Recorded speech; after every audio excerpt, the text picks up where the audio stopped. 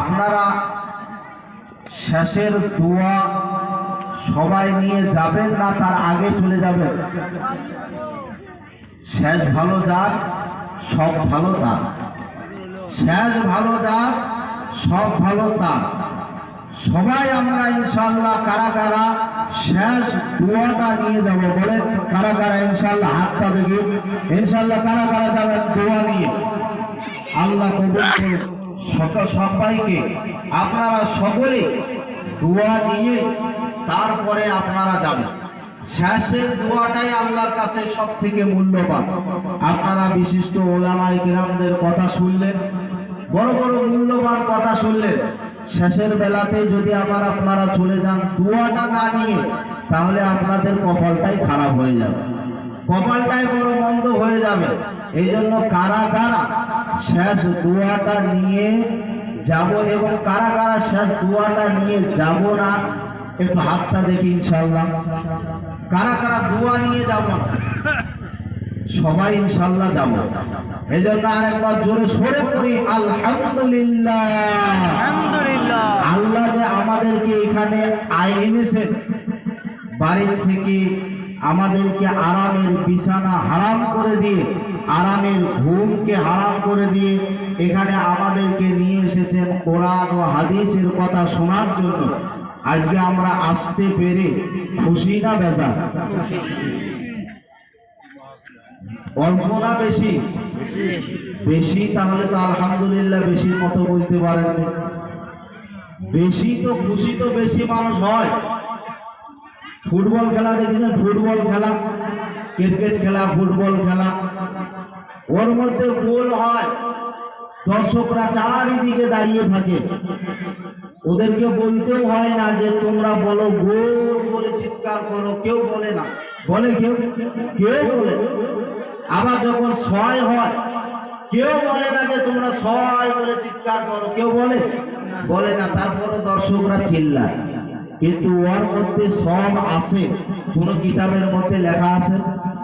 এত যে চিল্লাই ওর মধ্যে সব হবে, কোন কিতাবের মধ্যে লেখা আছে? কোন কিতাবের মধ্যে লেখা নাই। কিন্তু আমরা যদি দিল খুলে মন খুলে যদি একবার আলহামদুলিল্লাহ পড়ি, আল্লাহর নবী বলেন কিয়ামতের দিন আল্লাহ পাক তার মিজানের পাল্লাকে ভারী করে দিবে। বলেন সুবহানাল্লাহ। মিজানের পাল্লাকে ভারী করে দিবে। এই জন্য আলহামদুলিল্লাহ জোরে হবে না আসতে হবে? একটু জোরে সরে পড়েন আলহামদুলিল্লাহ। আল্লাহ পাক রব্বুল আলামিনের বান্দারা, আমরা যারা এখানে এসেছি আমরা সবাই মুসলমান, ইমানদার। ঠিক না বেঠিক বলেন? সবাই আমরা ইমানদার। এখানে আমরা যতগুলো মানুষ এসেছি সবাই আমরা ইমানদার। আর ইমানদারদের দাম আল্লাহ পাক রব্বুল আলামিন এত বেশি দিয়েছেন যার তুলনা পৃথিবীর মধ্যে করা যায় না। এই গোটা পৃথিবী বিক্রি করে, গোটা পৃথিবীর মধ্যে যা কিছু আছে গোটা পৃথিবীটা বিক্রি করে যতটা মূল্য হবে না তার থেকেও বেশি একটা ইমানদারের মূল্য। বলেন সুবহানাল্লাহ। একটা ইমানদারের মূল্য তাহলে কতটা বেশি। আর আমরা যতগুলো মানুষ এখানে আছি আমরা সবাই ইমানদার। ঠিক না বেঠিক বলেন? আমরা সবাই ইমানদার। আমরা নামাজ পড়ি, রোজা করি, হজ করি, যাকাত দিই, দান খায়রাত করি, সব কিছু করি একটা মাত্র কারণ, একটা জায়গায় যাওয়ার জন্য। কোন জায়গাটা বলেন তো? জান্নাত। কোন জায়গাটা? জান্নাত। আমরা জান্নাতে যাওয়ার জন্যই আমরা সব কিছু, এগুলো সব কিছু করি। আমরা শুধুমাত্র জান্নাতে যাওয়ার জন্য নামাজ পড়ি, রোজা রাখি, হজ করি, দান খায়রাত করি, যাকাত দিই, একমাত্র উদ্দেশ্য জান্নাতের মধ্যে যাওয়ার জন্য। একমাত্র উদ্দেশ্য। আমরা কারা কারা জান্নাতের মধ্যে যেতে চাই বলে একটু হাতটা উঁচু করে দেখায়। কারা কারা জান্নাতের মধ্যে যেতে চায়? ইনশাআল্লাহ সবাই জান্নাতের মধ্যে যেতে চায়। বলেন নারায়ে তাকবীর। জাহান্নামের মধ্যে কারা কারা যেতে চায় একটু হাতটা উঁচু করে দেখায়। জাহান্নামের মধ্যে জাহান্নামের একজনও হবে না, কারণ আমরা কাজ করি আর না করি আমরা সুন্দর জায়গাটাই বেছে নেব, ঠিক না ভাই? ঠিক বলেন, কাজ করি আর না করি কিন্তু সুন্দর জায়গাটাই আমাদের জন্য লাগবে। অসুন্দর জায়গা কেউ পছন্দ করে না, কেউ করে? জাহান্নামটা কেউ পছন্দ করে না, জান্নাতটাই সবাই পছন্দ করে। জান্নাতের মধ্যে যেতে গেলে আমাদেরকে দুনিয়ার মধ্যে আল্লাহকে খুশি করার জন্য কাজ করার দরকার আছে না নাই? আছে না নাই? আল্লাহ পাক রব্বুল আলামিনের জান্নাতের মধ্যে যাওয়ার আগে আমাদেরকে এই যে ছোট্ট একটা জান্নাতের মধ্যে এনে হাজির করেছেন, এর থেকে বড় খুশির বিষয় আর কি হতে পারে? ছোট একটা জান্নাতের মধ্যে নিয়ে এসে হাজির করেছেন, এর থেকে খুশির বিষয় আর কি আর হতে পারে? কিচ্ছু হতে পারে না। এখানে বসলে, এখানকার কথা শুনলে, কোন ব্যক্তি যদি এখানে বসে আর মনের মধ্যে ইখলাসের সাথে যদি বসে, নবীজি বলেছেন তার পিছনকার সব গুনাহ আল্লাহ মাফ করে দেয়। বলেন সুবহানাল্লাহ। তার সব গুনাহ আল্লাহ মাফ করে দেয়। তাকে আল্লাহ পাক রব্বুল আলামিন মাফই করেন না, শুধু মাফ করার পর তার নেকিগুলো, তার গুনাহগুলো আবার নেকির দ্বারাতে পরিবর্তন করে দেয়। বলেন সুবহানাল্লাহ। নেকির দ্বারাতে আবার পরিবর্তন করে দেয়। এই জন্য আমাদেরকে জান্নাতের মধ্যে যাওয়ার জন্য আমাদেরকে আগে সর্বপ্রথম কাজ করতে হবে কি বলেন তো? আগে আমাদেরকে সর্বপ্রথম আল্লাহকে খুশি করতে হবে। আল্লাহ পাক রব্বুল আলামিন যদি খুশি না হয়, আল্লাহ যদি রাজি না হয়, তাহলে আমরা কি জান্নাতের মধ্যে যেতে পারবো? কেউ জান্নাতের মধ্যে যেতে পারবে? কেউ পারবে না। কারণ আল্লাহ যদি রাজি না হয় কেউ জান্নাতের মধ্যে যাওয়া সম্ভব না। আর আল্লাহ যদি খুশি হয় তাহলেই জান্নাতের মধ্যে যাওয়া সম্ভব। এই কারা কারা চিল্লা আল্লাহ বলছে একটু দেখেন, একটু দয়া করে দেখেন, মজলিসটা নষ্ট করবেন না ইনশাআল্লাহ। বসুন, বেশিক্ষণ সময় নেব না, যেহেতু অনেক রায় রয়েছে, বেশিক্ষণ সময় নেব না। আপনাদের কাছে আমি একটা মাত্র, শুধুমাত্র সাহাবীর ঘটনা বলবো। একটা সাহাবীর ঘটনা বলে আমি ইনশাআল্লাহ এখান থেকে আপনাদের কাছ থেকে রওনা হব। একটা সাহাবীর ঘটনা বলবো। আল্লাহ পাক রব্বুল আলামিনকে খুশি রাজি করার জন্য আল্লাহকে আগে জান্নাতে যেতে হলে আল্লাহকে আগে খুশি করতে হবে, রাজি করতে হবে। এই পৃথিবীর মধ্যে সর্বপ্রথম সাহাবায়ে কেরাম রাদিয়াল্লাহু তাআলা আনহুরা যেইভাবে ঈমান নিয়ে এসেছে, সেইভাবে আমাদেরকে ঈমানটা নিয়ে আসতে হবে। হবে না? হবে না? বলেন হবে। আমাদেরকে সেইভাবে ঈমানটা নিয়ে আসতে হবে। সাহাবায়ে কেরাম রাদিয়াল্লাহু তাআলা আনহুরা কিভাবে ঈমানটা নিয়ে এসেছেন? আব্দুল উজ্জা বলে একজন সাহাবী ছিল, নাম শুনেছেন? আব্দুল উজ্জা, উনি চাচার অধীনে কাজ করতেন। একদিন চাচার কাছে বললেন, চাচা, মুহাম্মদ সাল্লাল্লাহু আলাইহি ওয়াসাল্লামের ব্যাপারে এত কিছু শোনা যায় মক্কার জমিনের মধ্যে, এত নাম গা, এত সুন্দর নাম তার, তাহলে কি তার প্রতি কি আপনি কি ঈমান নিয়ে আসবেন? চাচা বলছে, আমি কখনো তার প্রতি ঈমান নিয়ে আসবো না, তার প্রতি আমি কখনো ঈমানটা নিয়ে আসবো না। চাচা বলল, ভাতিজা বলল, আব্দুল উজ্জা বলল, চাচা আপনি যদি ঈমান নিয়ে না আসেন তাহলে আপনাকে উপস্থিত রেখে আমি ঘোষণা করে দিলাম, লা ইলাহা ইল্লাল্লাহু মুহাম্মাদুর রাসূলুল্লাহ। চাচা বললেন, ভাতিজা এর পরিণতি কি, তুমি কি তা জানো? ভাতিজা বলল, আমি এর পরিণতি কিচ্ছুই জানি না, একমাত্র আল্লাহকে খুশি রাজি করার জন্য আমি ঈমানটা নিয়ে এসেছি। ভাতিজা বলল, চাচা বলল, দেখো এর পরিণতি কিন্তু কঠিন খারাপ হয়ে যাবে।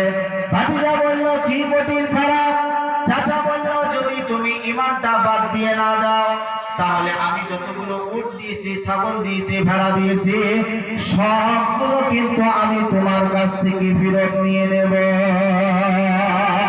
সবগুলো কিন্তু আমি তোমার কাছ থেকে ফেরত নিয়ে নেব।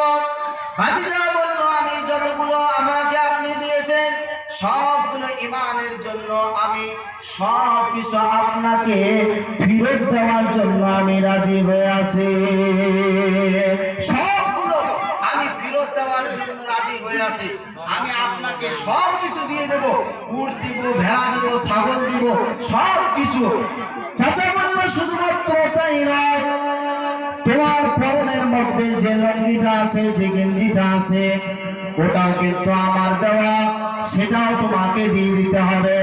ভাতিজা বলল, আমি ইমানের খাতিরে আমার জামা আর লুঙ্গি সব কিছু খুলে আমি দিয়ে দিলাম,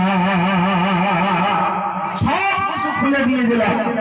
18-19 বছরকার ছেলে, যুবক ছেলে, এত বড় যুবক ছেলে, 18-19 বছরকার ছেলে এইভাবে চলে গেছে মায়ের সামনে। মায়ের সামনে যাওয়ার পর মা বলছেন, বাবা রে, তুমি কেন উলঙ্গ অবস্থায় এসেছ? এত বড় উলঙ্গ অবস্থায় মা যখন দেখতে পেয়েছে সঙ্গে সঙ্গে দুটো চোখ ফেসে ধরেছে।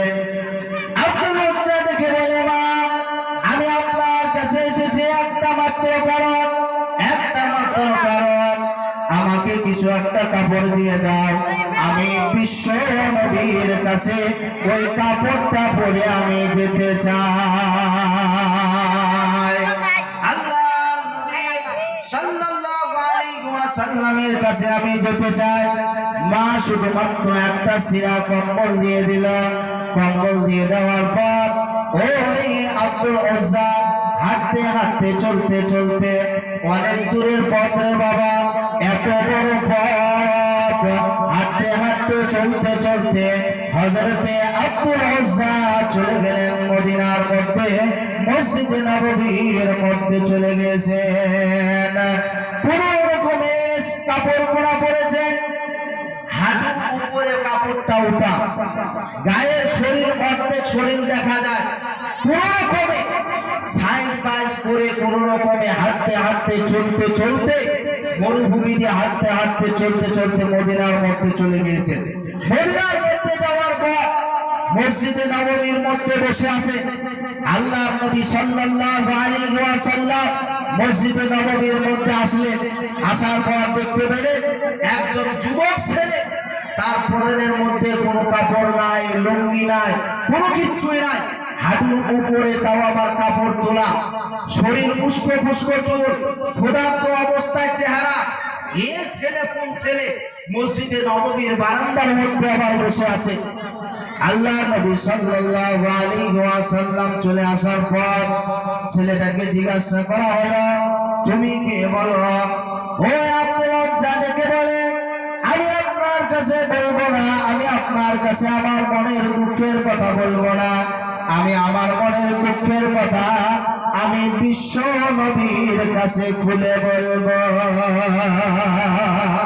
বলে সুবহানাল্লাহ, আমি বিশ্ব নবীর কাছে আমার মনের যতগুলো দুঃখ আছে, বেদনা আছে, সবগুলো বিশ্ব নবীর কাছে আমি খুলে খুলে বলবো।